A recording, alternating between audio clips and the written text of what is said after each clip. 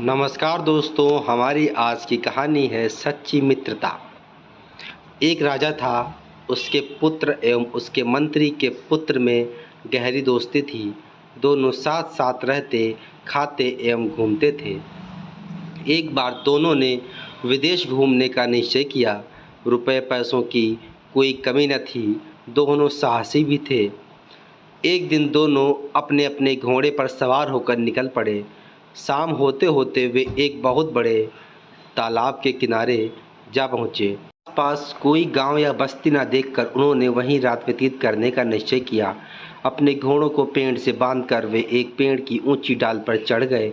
उन्होंने वहीं सोने की व्यवस्था की। अंधकार बढ़ने पर उन्हें विभिन्न प्रकार के जानवरों की आवाज़ें सुनाई पड़ने लगीं। कुछ देर बाद एक विचित्र दृश्य देख दोनों घबरा उठे।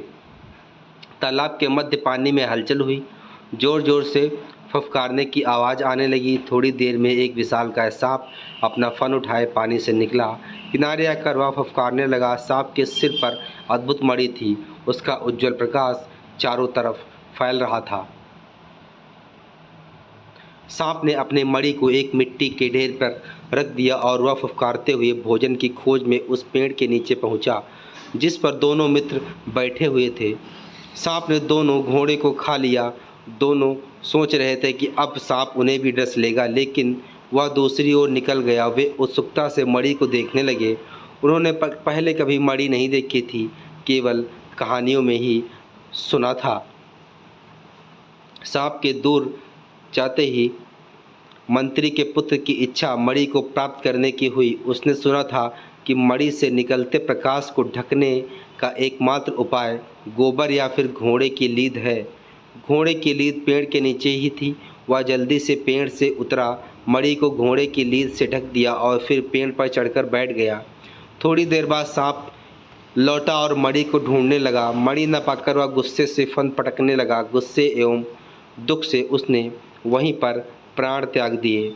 सुबह होने पर राजा का बेटा एवं मंत्री का बेटा पेड़ से उतरे। मंत्री के बेटे ने मणि को निकाल लिया तथा उसे धोने के लिए तालाब की ओर गया। मणि को धोते ही उससे अपूर्व प्रकाश निकलने लगा। उस प्रकाश से तालाब का तल तक प्रकाशित हो गया। उन्होंने देखा कि तालाब के तल में दीवारों से घिरा एक विराट महल है। मंत्री के पुत्र ने कहा, चलो डुबकी लगाकर वहाँ चलते हैं। राजा के पुत्र ने डरते हुए कहा, अगर वहाँ कोई दैत्य दानव हुआ तो? मंत्री का बेटा साहसी था। उसने कहा, चलते हैं, जो होगा देखा जाएगा। दोनों ने तालाब में डुबकी लगाई। मंत्री के पुत्र के हाथ में मणि थी। उसके प्रकाश से चारों ओर जगमग हो गई। कुछ क्षणों में वे तालाब में स्थित राजमहल तक पहुंच गए। राजमहल का मुख्य द्वार खुला हुआ था। दोनों ने अंदर प्रवेश किया, लेकिन उन्हें कोई दिखाई नहीं दिया। महल के चारों ओर बगीचा था। बगीचे में तरह तरह के फूल खिले हुए थे।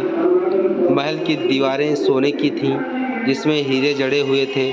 महल के अंदर की सारी वस्तुएं सोने की थीं, लेकिन वहाँ कोई भी आदमी दिखाई नहीं दे रहा था। ऐसा लगता था मानो सब उस महल को छोड़कर अन्यत्र चले गए हैं। घूमते घूमते वे एक कमरे में पहुँचे। वहाँ सोने के पलंग पर एक लड़की को सोते देखकर वे आश्चर्यचकित हो गए। वह अत्यंत सुंदर थी। दूध के समान सफ़ेद रंग था उसका। उसकी उम्र लगभग 16 वर्ष होगी। दोनों उसे आश्चर्यचकित होकर देख रहे थे। कुछ देर बाद लड़की की नींद खुली। उसने आंखें मलते हुए उन्हें देखा और घबराकर बोली, हाय सर्वनाश, तुम लोग यहाँ कैसे आ गए? क्या तुम्हें पता नहीं कि यहाँ एक बहुत बड़ा सांप रहता है? वह अभी आएगा और तुम्हें देखते ही खा जाएगा। जानता हूँ, दोनों ने कहा। विश्वास नहीं हो रहा है, बिस्तर से उठती हुई वह बोली। उस सांप ने मेरे माता पिता, भाइयों और नौकर चाकर, सिपाही, स्वजन एवं समस्त आत्मीजनों को खा लिया है। केवल मुझे छोड़ दिया है। तुम लोग तुरंत भाग जाओ, वरना वह तुम्हें भी खा जाएगा। मंत्री के पुत्र ने कहा, अब सांप नहीं आएगा, क्योंकि वह मर चुका है। यह सुनकर लड़की बहुत खुश हुई। सांप से उसे बचाने के लिए वह उन्हें बार बार धन्यवाद देने लगी। फिर साग्रह बोली, तुम लोगों ने मुझे सांप से बचाया है। कृपया इस महल में मुझे अकेली छोड़कर मत चले जाना।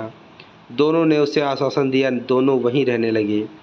लड़की देखने में जितनी सुंदर थी, स्वभाव में भी उतनी ही अच्छी थी। कुछ दिनों के बाद राजपुत्र ने उसके साथ विवाह कर लिया। उसके कुछ दिनों बाद राजपुत्र ने अपना देश जाने की सोची, लेकिन वह शाही ठाट बाट के साथ जाना चाहता था। मंत्री पुत्र ने कहा कि वह पहले जाकर राजा को सब कुछ बता देगा, फिर हाथी घोड़े प्रजा के साथ आएगा और दोनों को राजसी ठाट के साथ ले जाएगा। यह सुनकर राजपुत्र आश्वस्त हो गया। कार्यक्रम के मुताबिक मंत्री पुत्र जाने को तैयार हुआ। तालाब के ऊपर जाने के लिए मणि की ज़रूरत थी। दोनों ने तय किया कि मणि लेकर दोनों ऊपर जाएंगे, फिर राजपुत्र मणि के साथ वापस आ जाएगा और मंत्री पुत्र अपने देश की ओर रवाना होगा। इसी कार्यक्रम के अनुसार जल से बाहर आकर मंत्री पुत्र ने अपने लौटने की तिथि राजपुत्र को बताई और अपने देश के लिए उसने प्रस्थान किया। राजपुत्र मणि लेकर अपनी पत्नी के पास वापस आ गया। इधर मंत्री पुत्र सीधे रास्ते से न लौटकर दूसरे रास्ते से अपने देश को लौटा, जिससे उसे देश पहुंचने में अधिक दिन लग गए। इसलिए उसे पूरी तैयारी के साथ लौटने में देरी हो गई। उधर राजपुत्र उस निर्जन महल में अत्यंत अधीर होकर मंत्री पुत्र के लौटने की प्रतीक्षा करने लगा। एक दिन राजपुत्र दोपहर को भोजन कर सो रहा था, तभी उस लड़की की नज़र उस मणि पर पड़ी। उसने सोचा, पानी के बाहर क्या है, कभी देखा नहीं, अतः मणि लेकर ऊपर जाने एवं राजपुत्र के जगने से पहले लौट आने की इच्छा उसके मन में जगी। फिर उसने ऐसा ही किया। पानी से बाहर का वातावरण एवं प्राकृतिक दृश्य देखकर उसे अति प्रसन्नता हुई। तालाब के घाट की सीढ़ियों पर बैठकर उसने स्नान किया और कुछ देर तक इधर उधर घूमती रही। उसके बाद अपने महल में लौट आई। धीरे धीरे उसका साहस बढ़ता गया। अब वह प्रतिदिन दोपहर में राजपुत्र के सो जाने के बाद जल से बाहर आने लगी। जिस राज्य की सीमा के अंतर्गत वह तालाब था, उस राज्य का राजा अपने पुत्र के साथ एक दिन शिकार के लिए वहां आया। तालाब के पास ही उन्होंने अपना डेरा डाला। दोपहर को सभी खाने पीने में व्यस्त थे। राजपुत्र घूमते घूमते उसी तालाब के किनारे खड़ा हो गया। एक बुढ़िया वहीं आसपास की सूखी लकड़ियां चुन रही थी। वह लड़की भी रोज की तरह मणि लेकर तालाब के घाट की सीढ़ियों पर बैठी हुई थी। अचानक उसकी नज़र उन दोनों पर पड़ी। वह अत्यंत घबरा गई और तालाब में डुबकी लगाकर अपने महल में पहुंचकर उसने राहत की सांस ली।